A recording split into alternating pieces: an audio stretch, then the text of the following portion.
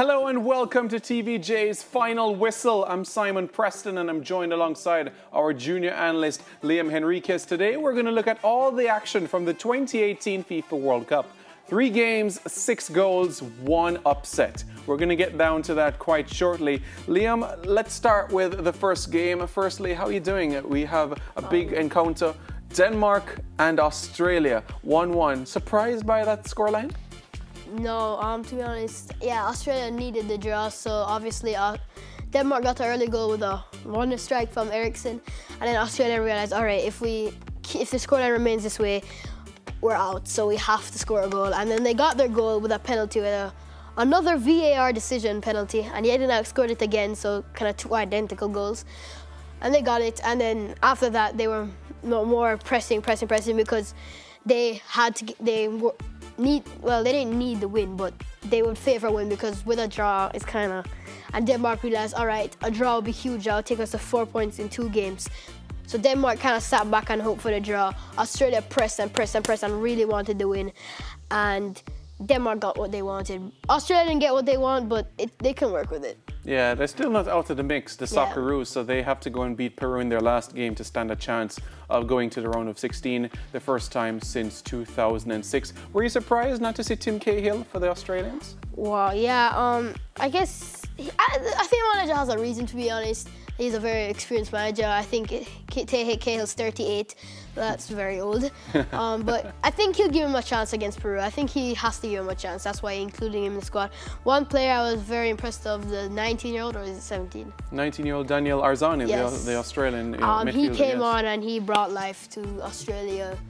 A couple step overs, some nice dribbling, right. And yeah, quite a quality player. I think they could start him against Peru, to be honest. Okay, quite possible indeed. Well, let's head over to Ekaterinburg now, where France picked up not only their second win of the tournament, Liam, but they're into the round of 16. They've joined Russia, and in addition to Russia, they have joined Uruguay into the round of 16. So they're looking quite pretty. What are your thoughts about the result? 1-0 victory for the French. Do you think that it was deserved for the French?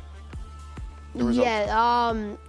Going into this game, Peru, I thought they're kind of defensive because they knew if they attacked way too much and tried to go for the win, France would punish them and score a lot of goals. So they were kind of not defensive, but they didn't go all out like we've seen them go. And then obviously Mbappe scored his goal, and then Peru realized, all right, we have to score. So Peru kind of went all out, and they did the same thing they did against Denmark. Against Denmark, it was when the match started, they didn't go all out attack. They kind of rested and sat back.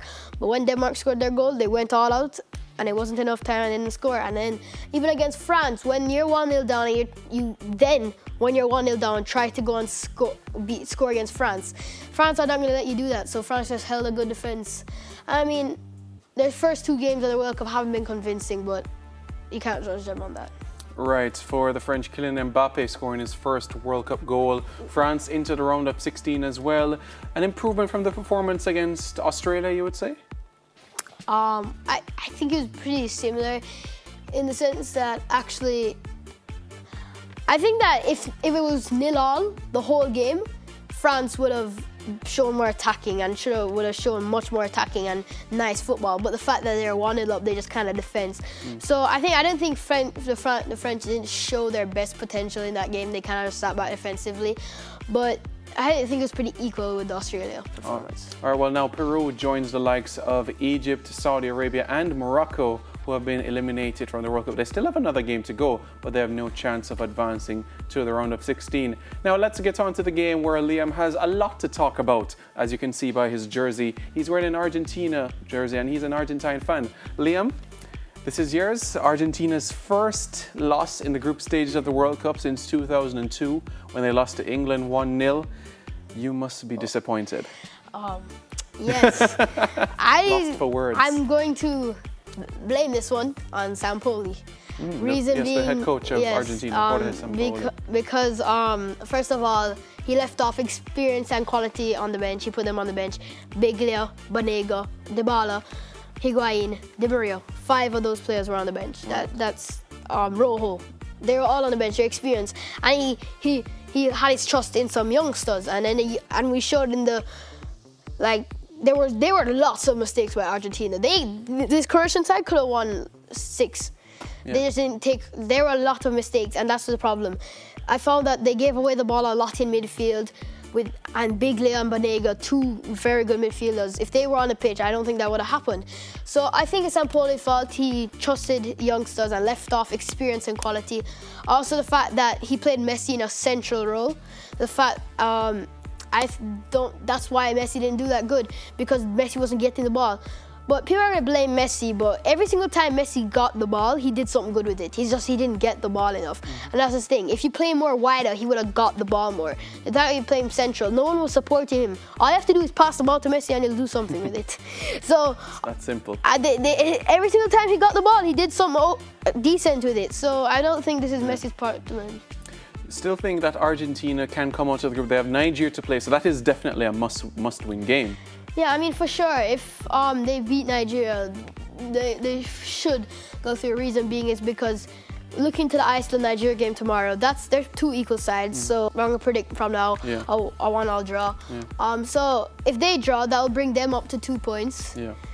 And Argentina will be on 1 point, and then Argentina beats Nigeria, that will bring Argentina up to 4 points. That's right. Nigeria will stay at 2 points and be eliminated, and then Iceland will, depending on the result against Croatia, who just beat Argentina 3-0. Yes. So if Argentina beat Nigeria, that would mean Iceland will have to beat Croatia, which is very unlikely. So I'm saying Argentina will make it through. Okay, your prediction for that Nigeria versus Iceland game tomorrow?